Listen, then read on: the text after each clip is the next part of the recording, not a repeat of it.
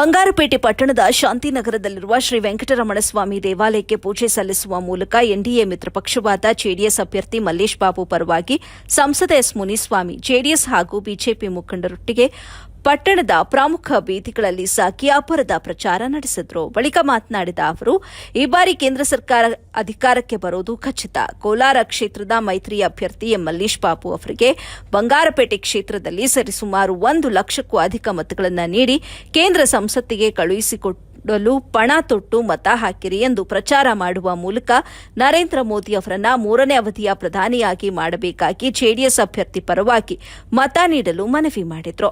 ಈ ಬಾರಿ ಕೋಲಾರ ಜಿಲ್ಲೆಯನ್ನ ಹೆಚ್ಚು ಅಭಿವೃದ್ಧಿ ಮಾಡಬೇಕಾಗಿ ಈಗಾಗಲೇ ಸಂಕಲ್ಪ ಮಾಡಿದ್ದು, ಎಲ್ಲರೂ ಇದೇ ತಿಂಗಳು 26ರಂದು ನಡೆಯುವಂತಹ ಚುನಾವಣೆಗೆ ತಪ್ಪದೆ ಮತ ಚಲಾಯಿಸಬೇಕು ಅಂತ ಮನವಿ ಮಾಡಿದರು. ಈ ಸಂದರ್ಭದಲ್ಲಿ ಮಾಜಿ ಶಾಸಕರಾದ ಬಿಪಿ ವೆಂಕಟಮುನಿಯಪ್ಪ, ಎಂ ನಾರಾಯಣಸ್ವಾಮಿ, ಜಿಲ್ಲಾ ಪಂಚಾಯಿತಿ ಮಾಜಿ ಸದಸ್ಯ ಬಿ ಮಹೇಶ್, ಬಿಜೆಪಿ ಮುಖಂಡ ಚಂದ್ರರೆಡ್ಡಿ, ಜೆಡಿಎಸ್ ತಾಲೂಕು ಅಧ್ಯಕ್ಷ ಮುನಿರಾಜು, ಜೆಡಿಎಸ್ ಮುಖಂಡರಾದ ಶಶಿಕುಮಾರ್, ಜೀತು ಸೇರಿದಂತೆ ಜೆಡಿಎಸ್ ಮತ್ತು ಬಿಜೆಪಿಯ ಅನೇಕ ಕಾರ್ಯಕರ್ತರು ಪಾಲ್ಗೊಂಡಿದ್ದರು. ವರದಿ ಸೈಫುಲ್ಲಾ, ಎಬಿ ನ್ಯೂಸ್ ಕನ್ನಡ, ಬಂಗಾರಪೇಟೆ.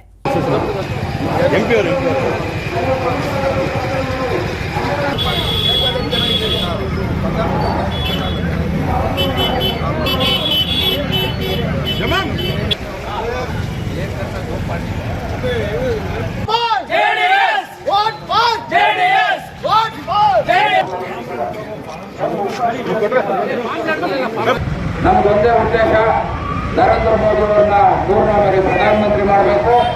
ಆ ಪ್ರಧಾನಮಂತ್ರಿ ಆಗುವಾಗ ನಮ್ಮ ಕೊಡುಗೆಯಾಗಿ ಕೋಲಾರ ಲೋಕಸಭಾ ಕ್ಷೇತ್ರದಿಂದ ಮಲ್ಲೇಶ್ ಬಾಬು ಅವರನ್ನು ಗೆಲ್ಲಿಸಿಕೊಡಬೇಕು ಅಂತ. ಬಂಗಾರಪೇಟೆ ವಿಧಾನಸಭಾ ಕ್ಷೇತ್ರದಲ್ಲಿ ಮಲ್ಲೇಶ್ ಬಾಬುರವರು ಸತತವಾಗಿ 2 ಬಾರಿ ಈ ಒಂದು ಬಂಗಾರಪೇಟೆ ವಿಧಾನಸಭಾ ಕ್ಷೇತ್ರದಲ್ಲಿ ವಿಧಾನಸಭೆ ಚುನಾವಣೆಗೆ ಸ್ಪರ್ಧೆ ಮಾಡಿ ಕಳೆದ ಚುನಾವಣೆಯಲ್ಲಿ ಸರಿಸುಮಾರು 73,000 ಮತಗಳನ್ನು ತೆಗೆದುಕೊಂಡು ಕಡಿಮೆ ಅಂತರದಲ್ಲಿ ಬಂಗಾರಪೇಟೆ ಕ್ಷೇತ್ರದಲ್ಲಿ ಹೆಚ್ಚಿನ ಮತ ಮಲ್ಲೇಶ್ ಬಾಬುಗೆ ಕೊಡ್ಲಿ ಅಂತಕ್ಕಂಥ ನಾವೆಲ್ಲರೂ ಕೂಡ ಭಗವಂತನ ಅರಿಕೆ ಮಾಡಿಕೊಂಡು ಅಲ್ಲಿಂದ ಪೂರ್ತಿ ಒಟ್ಟಾಗಿ ನಂದಿ ಮೆಡಿಕಲ್ ಮತ್ತು Kuvempu circle, post of circle ಎಲ್ಲ ಕಾರ್ಯಕರ್ತರು ಒಗ್ಗಟ್ಟಾಗಿ ಮತ ಕೇಳಿದ್ವಿ. ಶ್ರೀ ವೆಂಕಟರಮಣ ಸ್ವಾಮಿ ದೇವಸ್ಥಾನದಲ್ಲಿ ಪೂಜೆ ಮಾಡಿ ನಮ್ಮ ಪಕ್ಷದ ಅಭ್ಯರ್ಥಿಯಾದ ಮಲ್ಲೇಶ್ ಬಾಬು ಅವರ ಪರವಾಗಿ ಇವತ್ತು ನಾವೆಲ್ಲರೂ ಮುಖಂಡರು, ಇದರ ಜೊತೆಗೆ ಮಲ್ಲೇಶ್ ಬಾಬು ಅವರ ಪತ್ನಿಯವರು ಬಂದು ಇವತ್ತು ಆ ಪೂಜೆಯಲ್ಲಿ ಮಂಜುಳಾ ಅವರು ಭಾಗವಹಿಸಿ ಏನು 2 ಬಾರಿ ಸತತವಾಗಿ ಮಲ್ಲೇಶ್ ಬಾಬು ಅವರು ಸೋತನ್ನ ಕಂಡಿದ್ದಾರೆ. ಆದ್ರೆ ಇವತ್ತು ನಿಮ್ಮೆಲ್ಲರ ಆಶೀರ್ವಾದದಿಂದ